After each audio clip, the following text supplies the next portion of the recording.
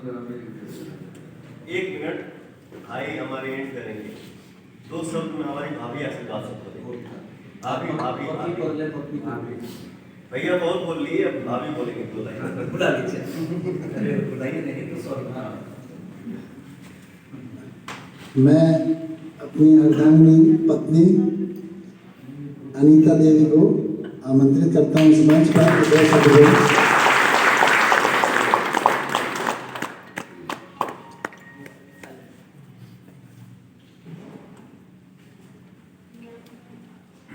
नमस्कार,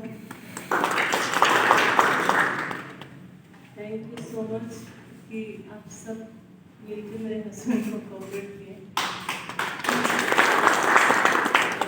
मुझे लग रहा था कैसे सब इतना बड़ा टीम है और कहाँ पे कैसे काम करेंगे। रिस्पॉन्स बहुत अच्छा रहा। आप लोग बहुत अच्छे से कोऑपरेट किए, उसके लिए थैंक यू सो मच।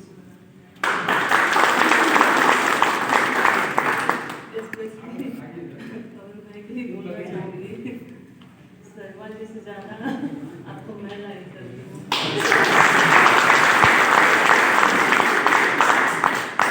हमारा सजेशन था कि पिक्चर जब भी बनाइए तो कवर पर रखिएगा।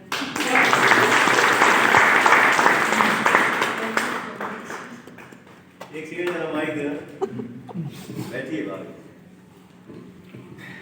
जब मैं राम भैया उनकी वाइफ को मैंने बोला कि फौजी, लेकिन इन्होंने बोला कि मेरे पवन भाई, आज से आप मेरी बहन हो।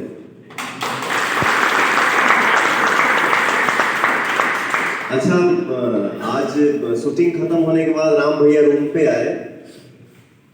देखिए, ये एक भाव होता है, ये एक भावना है। जैसे हमने के कैसे लेके आई में पापा चाहे माई 4 रुपया दे दे रहे, चाहे 2 रुपया दे दे रहे, तो हमने को लगता में रख दे लीजिए।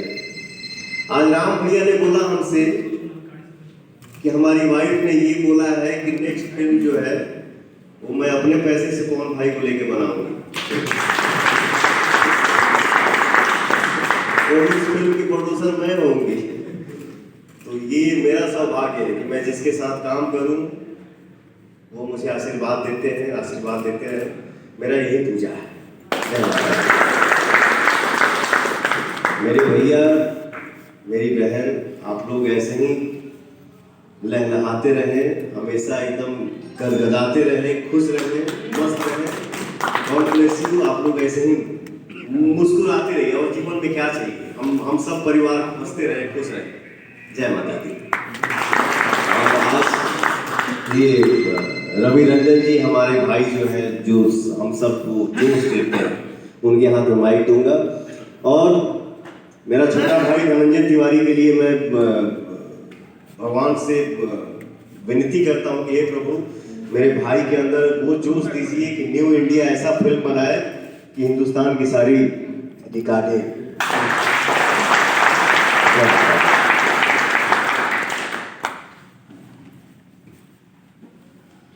मंच पर विराजमान सभी गण्यमान्य लोगों को चरण छू के प्रणाम करता हूँ, आशीर्वाद मांगता हूँ। जो सामने बैठे सबका चरण छूता हूँ। जो भोजपुरी के सुपरस्टार हैं, पावर स्टार हैं, इनसे बड़ा कोई स्टार हो नहीं सकता और इनके जैसा कोई स्टार नहीं हो सकता। मुझे छोटा भाई कहते, मैं इन्हें बड़े साहब कहता हूँ, तो मुझे डांटते हैं मुझे साहब क्यों कहते हो। भोजपुरी माटी का एक ऐसा मिजाज है जिसे बड़े साहब कहने में गर्व महसूस होता है, इसलिए कहता हूँ, और कोई बड़ी बात नहीं।